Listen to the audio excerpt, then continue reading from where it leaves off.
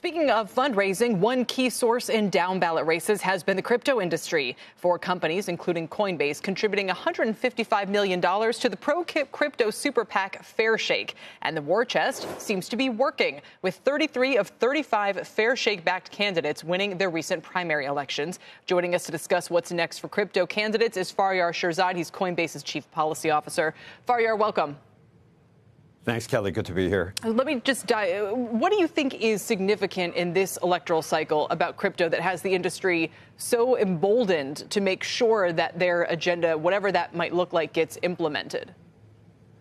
Well, there are 52 million Americans who own crypto, and ultimately they've deserved to have a seat at the table. And what we've been able to do as an industry is to create the tools for them to have that seat, be heard, and be a part of the process. And we're pretty excited about the progress that we've made. We've seen candidates up and down the ballot embrace crypto and kind of find their voice on the issue, and that's been very, very gratifying.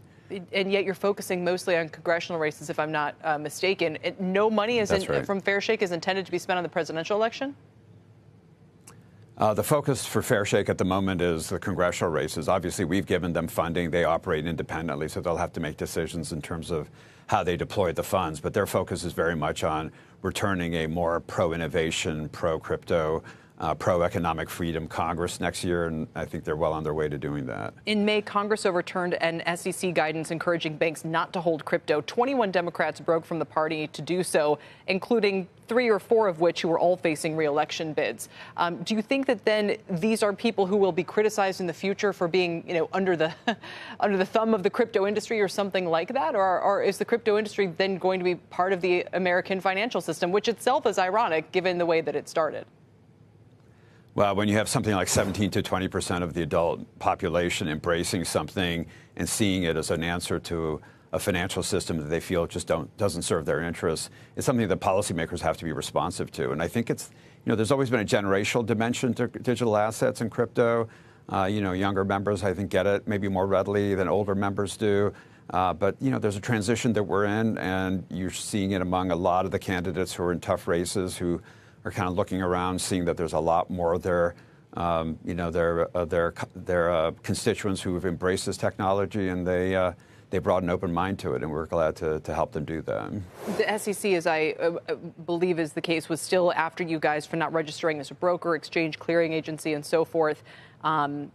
Does the Chevron decision from the Supreme Court on Friday, you think, give you an upper hand as this fight continues?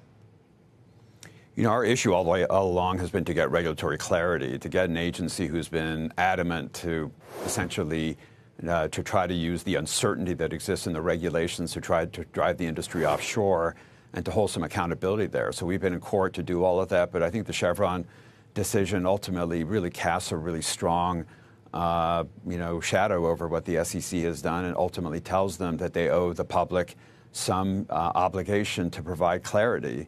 And the Chevron decision was in significant parts a decision with regard to the importance of the Administrative Procedures Act, which is a statute that the SEC has repeatedly violated in the context of the crypto industry. And so hopefully this will be a transition now towards a more fair and transparent process of rulemaking for all of us, all Americans, including those of us in the crypto sector. But we'll have to see how it plays out. That said, T.D. Cowen also noted that while the decision might be a short-term win, it could actually stall crypto legislation more broadly. Just react to that.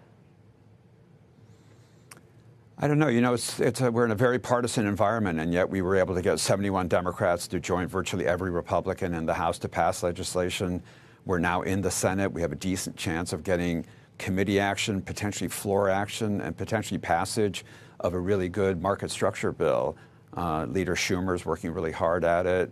Chair Stabenow, Ranking Member Bozeman, a whole cross-section of members have sort of stepped up and said it's time to provide clarity, and it's time for the U.S. to stop falling behind vis-a-vis the rest of the G20. And so who knows? Legislation's always hard, but I feel pretty good about the chances that we have, and any incremental progress that we make is really important, and so we're fighting for that every day. All right, Faryar, thanks for